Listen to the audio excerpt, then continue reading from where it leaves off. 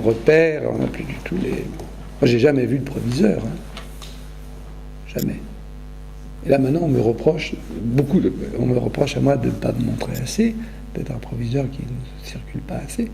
Mais tous les élèves m'ont vu au moins une fois, dans la cour, je vais dans les cours à peu près sans arrêt. Le proviseur de mon temps, je n'ai jamais vu le proviseur.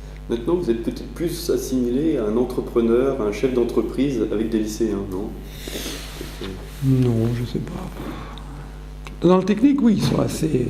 Dans le technique, moi j'en ai fait, j'étais proviseur. Là, on est quand même, oui.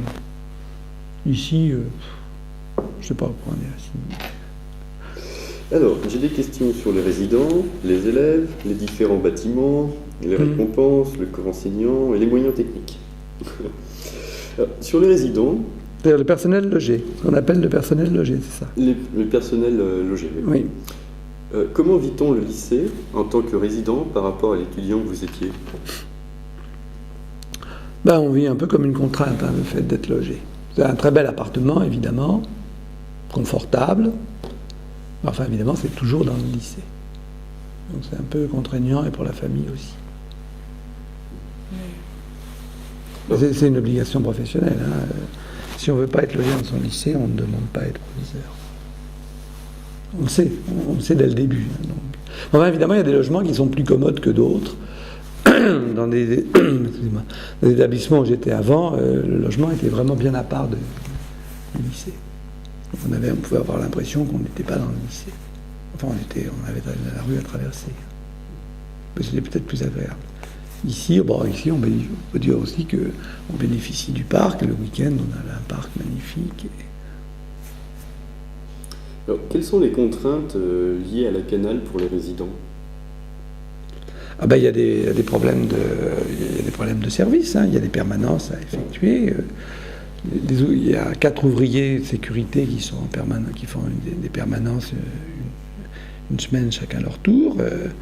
Il y a un personnel de catégorie A ou B qui est de permanence. Enfin non, la contrainte, il y a tout le temps quelqu'un. Il y a tout le temps 2 personnes. Soit un ouvrier de sécurité et une personne de catégorie A ou B, qui sont normalement joignables tout le temps. Et combien de personnes vivent à demeure à la Canal? Je pense qu'il doit y avoir une 40aine de logements. Alors après, c'est pas des grosses familles, donc vous avez peut-être 80 personnes, à peu près. Quels sont les différents types de métiers à la Canal? Il y a les enseignants, c'est assez important. Il y a tous les personnels d'entretien. Les enseignants, les personnels d'entretien. Ensuite, il y a les personnels de secrétariat. Il y a les personnels de laboratoire. Et dans les personnels d'entretien, je mets les ouvriers aussi. Les ouvriers professionnels, chauffagistes, électriciens, etc. Les personnels de secrétariat, donc. Et puis les personnels, les cadres, en fait, les personnels de direction. Et l'intendant, qui n'est pas personnel de direction, parce que c'est pas son titre, mais qui est un cadre de la Canal. Et puis alors, dans les enseignants, il ne faut pas oublier, évidemment, les conseillers principaux d'éducation, les documentalistes et les surveillants. Toutes les personnes dépendent du ministère de l'Éducation nationale? Oui. Oui. Alors, les contrats emploi jeunes et les contrats emploi solidarité, pas directement du ministère. Enfin, du ministère, c'est quelquefois déconcentré. Certains sont recrutés par le rectorat. D'autres sont recrutés par le ministre, par le ministère. Mais c'est toujours la maison d'éducation nationale, mais plus ou moins déconcentré. Par exemple, les agents de laboratoire, il y en a qui sont nommés par le ministère et d'autres qui sont nommés par le rectorat, selon leur grade. Mais c'est quand même l'éducation nationale. Combien d'étudiants sont présents à la Canal en tant qu'internes, demi-pensionnaires et externes? Alors, en gros, on a 2500 élèves, on doit avoir 200 internes, on a 1900 rationnaires à midi, donc 1900... donc peut-être 1700 demi-pensionnaires, 200 internes. Voilà. Et en externe, un peu Ça, c'est la différence, oui, c'est le complément. Oui. Okay. Pas tellement, il n'y a pas beaucoup d'externes. On a une proportion de demi-pensionnaires qui est très très supérieure à la moyenne nationale et à la moyenne académique. Et c'est lié au statut favorisé de notre population. On s'aperçoit que plus les enfants sont de familles favorisées, plus ils sont demi-pensionnaires. Ne serait-ce que parce que souvent les parents travaillent. Les étudiants, enfin les élèves qui sont internes parce qu'ils habitent en province pour la majorité ou à l'étranger, enfin dont les parents habitent. C'est ça, ils habitent loin. On ne satisfait pas une demande sur 3 d'admission à l'internat. Parce que les conditions de vie à l'internat, en particulier pour les élèves de classe préparatoire, les internes, c'est soit des sportifs de haut niveau en rugby, une trentaine, et les autres, c'est des internes, des élèves de classe préparatoire. Et les conditions sont extrêmement favorables, évidemment, au travail, et donc on a 3 fois plus de demandes, au moins 3 fois plus de demandes que de places. Donc on fait des tris sur des critères sociaux et sur des critères d'éloignement, évidemment. Quelle est l'évolution de ce nombre, justement, d'étudiants? Est-ce que les internes... Ça monte un peu. Les internes, ça ne peut pas bouger, puisque les internes, c'est lié au nombre de chambres. Donc le nombre d'élèves en internat est fixe. Aucun logement n'a été fait pour les internes depuis plusieurs années. Depuis plusieurs années, oui. Donc ça ne peut pas bouger. Pour le reste, on note un léger tassement des effectifs au niveau du collège et une augmentation en prépa et en lycée. On est repassé au-dessus de 1000 élèves en second cycle, alors qu'on avait stagné quelques années en dessous de 1000. Là, je ne sais pas si vous avez vu les constructions qu'il y a à Bourg-la-Reine. Tous ces gens-là viennent naturellement ici, c'est leur lycée de secteur. D'où viennent justement les étudiants maintenant et avant? Les élèves ou les étudiants? Les élèves.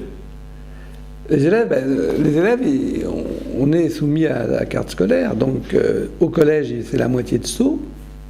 On recrute sur la moitié de Sceaux. Au lycée, on recrute sur la moitié de Sceaux et Bourg-la-Reine, un petit peu Bagneux, un petit peu Antony. En prépa, on recrute où on veut, et en pôle espoir rugby aussi. On recrute où on veut, sur concours. Et cela est dû à la réforme donc, qui a été mise en place. Et au préalable... La sectorisation? Oui. Ah oui, les cartes scolaires, c'est assez vieux. Je ne sais pas de quand ça date, la carte scolaire. Donc, alors après, il y a des dérogations. Par exemple, le fait qu'on enseigne le russe en première langue, c'est un motif de dérogation. Donc il y a des gens qui viennent à la Canale pour faire du russe première langue. Marie Curie aussi fait le russe première langue, mais Descartes, à Antony, ne le fait pas. Donc... c'est un moyen de contourner la carte scolaire. Et au préalable, les élèves venaient d'horizons plus lointains ou c'était aussi déjà... Comment ça, au préalable? Avant la réforme, justement, de la carte scolaire? Je pense, oui. À ce moment-là, avant la réforme de la carte scolaire, le lycée était plus libre de recruter. Moi, je ne recrute pas en seconde ni en sixième. Je reçois mes listes d'élèves de l'inspection académique. D'accord. Donc avant, évidemment, je pense que le proviseur était libre de recruter. Là, maintenant, je ne le sais plus. L'infirmerie semble le bâtiment le moins utilisé. Est-ce le cas? Non, l'infirmerie est très utilisée. Les infirmières font un travail remarquable et elles sont très très sollicitées. Puis il y a la bibliothèque générale dans l'infirmerie. Par contre, la situation de l'infirmerie est contraire au règlement, est contraire aux normes du ministère, parce qu'elle ne devrait pas être au premier étage. Donc j'ai alerté les autorités de tutelle, la région, sur cette situation anormale. Ça ne les a pas vraiment émus. Qui est en charge de l'infirmerie? 2 infirmières. On a 2 infirmières qui sont logées. Et donc elles ont des astreintes.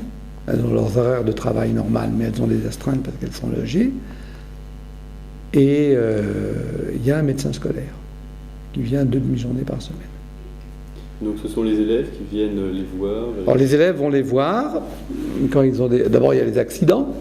Donc là, c'est elle qui donne les premiers soins, le premier secours en attendant l'arrivée des pompiers, si l'accident est grave.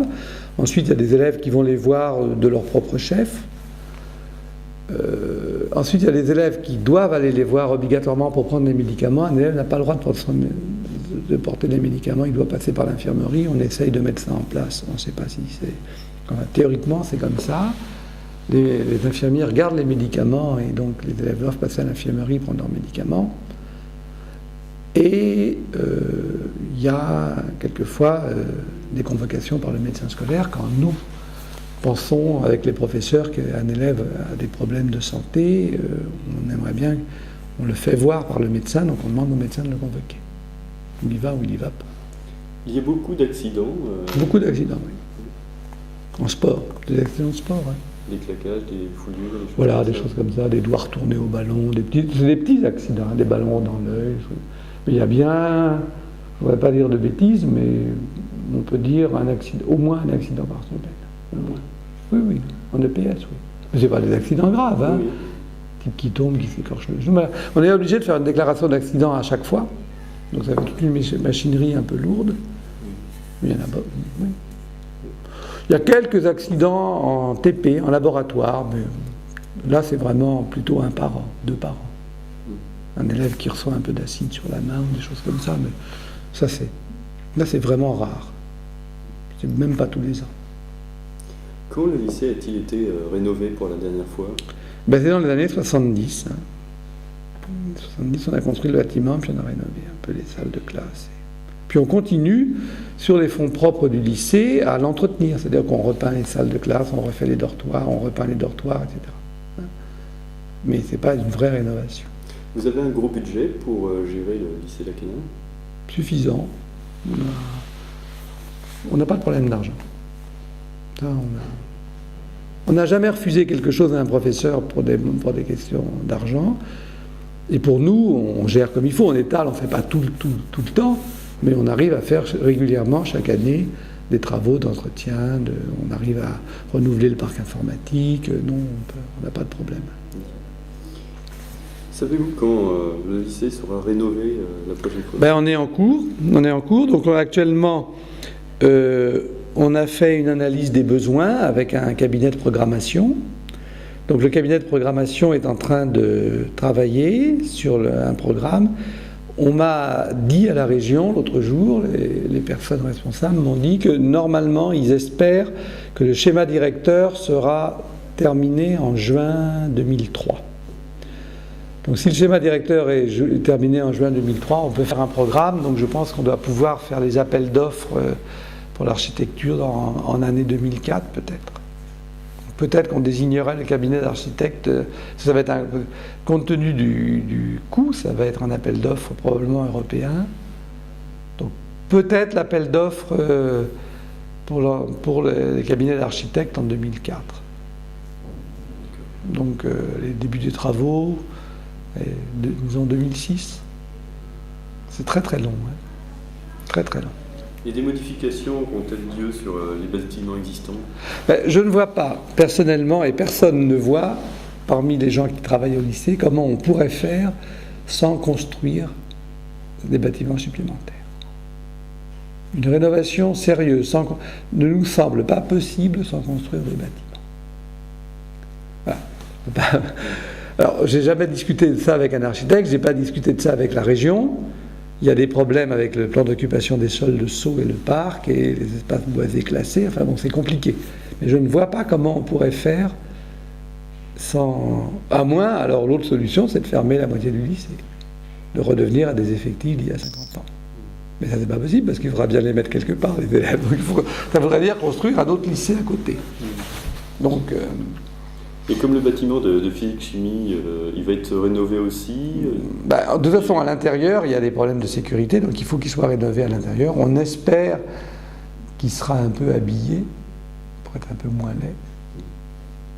laid. De toute façon, lui, en superficie, avec les besoins actuels, doit être doublé. Alors, doublé comment? En hauteur, sur les côtés, par un autre bâtiment. Enfin, tout ça, c'est des choses qui n'ont pas été décidées. Ou bien est-ce que notre souhait à nous, fonctionnaires qui travaillons au lycée, c'est la construction d'un internat dans le parc. D'un internat qui serait un peu déconnecté des bâtiments scolaires et qui serait plutôt type cité universitaire. Et avec des chambres qu'on mettrait aux normes, avec des sanitaires, Internet, le téléphone, etc. Une cafétéria, une salle de télévision, une vraie petite cité universitaire. Et du coup, ça nous libérerait beaucoup de salles dans le lycée, et dans ce cas-là, on aurait assez de place. C'est une bonne idée. C'est une bonne idée. Maintenant, est-ce que c'est l'option que la région va prendre? Ça, on n'en sait rien. On leur a dit à la région, ils ont dit effectivement c'est une bonne idée. Mais là, c'est pas assez avancé. Mais peut-être qu'ils vont s'apercevoir que c'est tellement compliqué si on ne fait pas comme ça. Parce que la région, les fonctionnaires de la région, eux, sont horrifiés par l'idée que les logements sont répartis partout, qu'on habite partout. Ils disent que c'est totalement aberrant du point de vue de la sécurité. Donc voilà, tout ça, c'est des réflexions. Donc ils n'ont pas encore pris de décision. Je passe au sujet des récompenses au lycée. Existe-t-il des récompenses pour les élèves du lycée dans le cadre de leur scolarité? On remet un petit peu au moment des conseils de classe, on félicite certains élèves, on met des félicitations, on met des encouragements, mais c'est tout. Et toutes les cérémonies qui existaient? Non, là ça a disparu. Non, mais 68. Ça a disparu. C'est pas sûr que quelqu'un qui proposerait de le refaire aurait peut-être du succès. Je sais pas. Là, ça serait un jeu très compliqué à voir entre les professeurs, les parents et les élèves. Qui serait pour les... Je ne sais pas. Ça serait intéressant de faire un sondage. Ce serait amusant, c'est bien, je vais peut-être faire ça. Un sondage, seriez-vous favorable à l'institution de prix? Voir comment répondent les professeurs, les élèves et les parents. Ouais. Si c'est pas contraire à la législation? Ah non, la législation ne dit rien du tout. Là, on fait ce qu'on veut. Non. Alors, pourquoi la Saint-Charlemagne a-t-elle été supprimée? Ça aussi, ça fait partie des... Je ne sais pas quand elle a été supprimée, ça fait partie de l'évolution des mœurs. Un jour, un proviseur a dû décider qu'il n'organisait plus de repas de la Saint-Charlemagne. Peut-être la laïcité aussi, peut-être que... Je ne sais pas. Je ne sais pas quand, ni... Pourquoi, je vois bien pourquoi. C'est l'évolution des mœurs qui fait qu'on tend vers une certaine égalité, on tend vers une... Et les élèves n'aiment pas tellement se distinguer. C'est pas sûr que les élèves seraient très contents qu'on remette en place des distinctions, des choses comme ça. Ils sont personnellement contents si on leur dit qu'ils sont bons, mais est-ce que trop de solennité, c'est pas sûr qu'ils les mettraient trop en valeur, qu'ils les distingueraient trop de leurs camarades, c'est pas sûr qu'ils aimeraient bien. C'est une caractéristique des groupes d'élèves actuellement? J'ai l'impression que le groupe est très prégnant et que se distinguer dans le groupe est plutôt pas bien vu. C'est ce que je crois comprendre dans mes discussions avec certains élèves et avec les enseignants. C'est une nouveauté dans le relationnel entre élèves ou c'est quelque chose déjà que vous aviez remarqué? Non, quand j'étais élève, évidemment, on était très critique vis-à-vis de ce qu'on appelait les faillots, les élèves qui faillotaient. Mais on était content d'avoir un prix, on trouvait normal que quelqu'un ait le premier prix de latin. On disait, ah oui, machin, il est fort, il a le premier prix de latin. On trouvait ça normal. On ne considérait pas que l'élève qui avait le premier prix de latin, qui était bon en version latine, on ne considérait pas qu'il trahissait le groupe, qu'il était faillot, etc. Ah, non, il était bon en latin, on se demandait comment il faisait pour arriver, mais on ne lui faisait aucun reproche.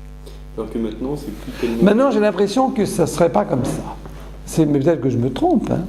Peut-être qu'il faudrait vraiment demander aux élèves. Peut-être que je suis en train de projeter des choses que j'ai entendues dire. Peut-être que je généralise abusivement sur tous les élèves et que c'est peut-être pas vrai. Là, il faudrait vraiment faire un sondage. Combien de professeurs exercent leur activité? 180 à peu près. Peut-être 180 au lycée et 40 au collège, quelque chose comme ça. Ça, on peut demander à Madame Bégoin. Et donne-t-il des cours uniquement à la Canale ou Non, il y en a qui font des cours, qui travaillent ailleurs. En particulier, les professeurs de classe prépa sont souvent dans d'autres établissements, à l'université, à Sciences Po. D'accord. Alors, quelle est la formation des professeurs en règle générale suivant les cycles? S'ils sont certifiés ou agrégés, avec, je pense, une forte proportion d'agrégés à cause du renom de la Canale. Et puis, on a quelques maîtres auxiliaires, Il y a quelques vacataires contractuels qu'on embauche un peu pour boucher les trous, entre guillemets. Et donc là, on exige, on vérifie quand même qu'ils ont au moins une licence ou une maîtrise. Il y a beaucoup de demandes à la Canal pour être professeur. Ah oui, mais vous savez que c'est pas... Vous savez que ça se... les professeurs de classe préparatoire sont nommés par l'inspection générale, de manière discrétionnaire, et les autres professeurs sont nommés selon un barème. Donc moi, je suis totalement en dehors de la course. Tout le monde est en dehors de la course au lycée. Un professeur qui prend sa retraite, ça fait un poste vacant, il y a des gens qui demandent la Canal, et puis celui qui a le plus de points est nommé. Du coup, il libère un poste ailleurs, etc. Ou si un professeur de la Canal demande sa mutation et obtient sa mutation, eh bien, il libère un poste, et quelqu'un d'autre, parmi les gens qui ont demandé la Canal, celui qui a le plus de points obtient le poste. Donc, moi, je suis... Est-ce que vous... Pour la forme, les inspecteurs généraux, qui sont des gens extrêmement courtois et prévenants, me consultent pour la forme, mais c'est totalement pour la forme, sur les nominations de professeurs en prépa. Mais même pas tous. Certains disent, voilà, on voudrait... Surtout si c'est un professeur du lycée, professeur de second cycle, par exemple, qui devient professeur de prépa, là, ils me demandent, ils ont l'intention de nommer madame un tel, monsieur un tel, est-ce que vous êtes choqué, est-ce que ça vous... Mais je réponds de toute façon, mais bien sûr, vous faites comme vous voulez, enfin bien sûr, je suis très content. De toute façon, ils font ce qu'ils veulent. Hein. C'est un devoir de consultation. Voilà, oui, c'est par courtoisie plutôt. Vous donnez-vous des orientations, comme par exemple plus de pédagogie ou des choses comme ça à l'ensemble des professeurs? J'essaye On essaye de mettre en place d'abord les textes officiels, ce qui est à la Canal quelquefois pas très commode, parce qu'il y a des réticences de la part des professeurs, ça c'est clair. Pas mal de réticences sur les choses qui évoluent. Donc on essaye de les convaincre, de mettre en place. Et puis on essaye aussi de faire fonctionner les choses comme il faut. Par exemple, l'an dernier, les professeurs se sont beaucoup plaints des élèves de seconde qui étaient tout à fait épouvantables, qui ne faisaient rien. Donc pour influencer les élèves, on leur a proposé de remettre en place, entre guillemets, des compositions. Donc, et les professeurs ont été d'accord, donc cette année on a dit, bon, tous les élèves de seconde font un devoir de maths tel jour à telle heure, et on a fini de rigoler. Et ça a été bien perçu, à la fois par les professeurs et même par les élèves. Donc on a eu un peu de mal à mettre en place cette année parce qu'on avançait délicatement pour ne pas empiéter sur les prérogatives pédagogiques des professeurs.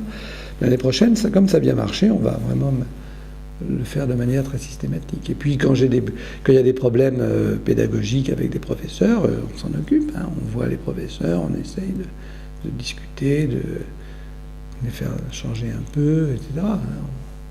Mais bon. Et puis dans les cas graves, je déclenche une inspection. De quels moyens technologiques disposez-vous à la Canal pour les élèves? Je pense aux langues, au sport, sciences physiques. Bon, on a tout ce qu'il faut, je crois. On est vraiment bien équipés. À mon avis, on est bien équipés. On n'a pas de plainte. Les laboratoires sont bien équipés. Ils sont même trop équipés, ce qui pose des questions de sécurité. Les salles sont trop pleines. On a maintenant, depuis 3 ans, systématiquement équipé des salles en réseau informatique reliées à Internet. Donc on en a une. Elles sont maintenant quasiment chaque discipline au lycée. Chaque discipline au lycée dispose d'une salle qui lui est réservée, où il n'y a pas que de l'informatique, enfin où il peut y avoir de l'informatique, et donc des réseaux informatiques et reliés à Internet. Pour chaque discipline, les maths, la physique, le français, langue, etc. Ils ont tous leur salle. Au collège, on a 2 salles équipées en informatique, plus les salles de travaux manuels, de technologie, on dit, pardon. Les salles de technologie sont équipées d'informatique. On a des magnétoscopes, on a des télévisions, on a les professeurs de classe préparatoire en maths ont des ordinateurs portables avec des logiciels de calcul formel, de géométrie, qui peuvent déplacer selon la salle dans laquelle ils sont. Les mêmes logiciels se trouvent dans la salle de mathématiques réservée à l'informatique. Non, je pense que, compte tenu des locaux dont on dispose, on a vraiment des choses. On est quand même bien équipé. Maintenant, si on avait plus de locaux, évidemment, par exemple, on a trouvé une petite salle pour les professeurs de mathématiques, mais vraiment la moitié de cette table, en gros, dans laquelle on a pu mettre un ordinateur qu'on a connecté à Internet pour les professeurs de mathématiques du second cycle. Alors, ça s'est su, évidemment. Alors maintenant, tout le monde dit « Ah oui, mais nous, on n'a pas de salle. On aimerait bien aussi une salle avec un ordinateur, Internet, etc. » Alors, les professeurs de français l'ont parce qu'ils avaient une salle déjà. Donc, eux, il y a assez longtemps qu'ils ont un ordinateur et qui est relié à Internet. Donc, on est, je crois, vraiment au maximum de ce qu'on peut faire comme équipement. Je ne vois pas... J'en ai parlé à l'intendant, j'ai dit, et il m'a dit, je regarde, si je trouve une salle, moi je veux bien mettre l'ordinateur et une connexion à Internet, on va se brancher sur le réseau Renater, parce qu'on a fait passer la dorsade pour le réseau Renater, passe dans le lycée.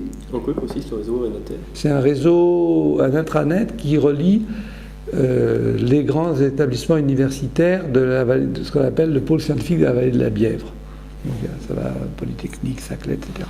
Ils sont tous reliés sur un réseau scientifique qui, lui, est relié à Internet, et la Canal va se connecter dessus. Donc, alors, déjà, on a du haut débit, mais là, ça sera vraiment du très très haut débit Internet. Donc, je crois que vraiment, c'est pas parce que j'ai impulsé ça, c'est moi qui ai demandé, qui ai proposé les mises en place des salles informatiques aux professeurs. C'est pas parce que je l'ai fait, donc je vois vraiment qu'on est bien équipé, compte tenu des locaux dont on dispose. Il faut voir qu'on ne peut pas faire un réseau pédagogique parce que les locaux sont tellement dispersés. Ça, c'est un des gros écueils. C'est que la salle de technologie pour les classes préparatoires scientifiques se trouve à 300 mètres du bâtiment de physique. On n'a pas pu la mettre ailleurs. Les parents d'Hertienne, non, vous n'avez pas la possibilité de... C'est-à-dire qu'actuellement, si vous voulez, compte tenu du fait qu'il va y avoir une rénovation lourde dans les années qui viennent, on est un peu... Vous entendez par rapport à ça ? On a un mode... Oui, je pense qu'on ne va pas se lancer dans des gros travaux, d'autant plus que on ne peut pas tellement se lancer dans des gros travaux parce qu'on ne connaît pas la localisation future des locaux. Si on arrive à regrouper, si on fait une extension du bâtiment scientifique et qu'on regroupe le pôle scientifique, la liaison hertzienne n'a pas de sens. Voilà, on aura un câblage banal. Si on arrivait à regrouper, à faire un pôle informatique, par exemple, avec des salles maths, français, langue, etc., relativement proches les unes des autres, et bien à ce moment-là, peut-être qu'un réseau normal suffirait. Donc, si vous voulez, il y a un peu de connexions là-dedans qui sont liées à la géographie, et ça, tant qu'on n'a pas de rénovation, c'est difficile de se lancer dans des choses importantes. Un laboratoire de langue ouvert aux élèves avec un... Oui, pourquoi pas. Assistant, Pourquoi pas, mais où?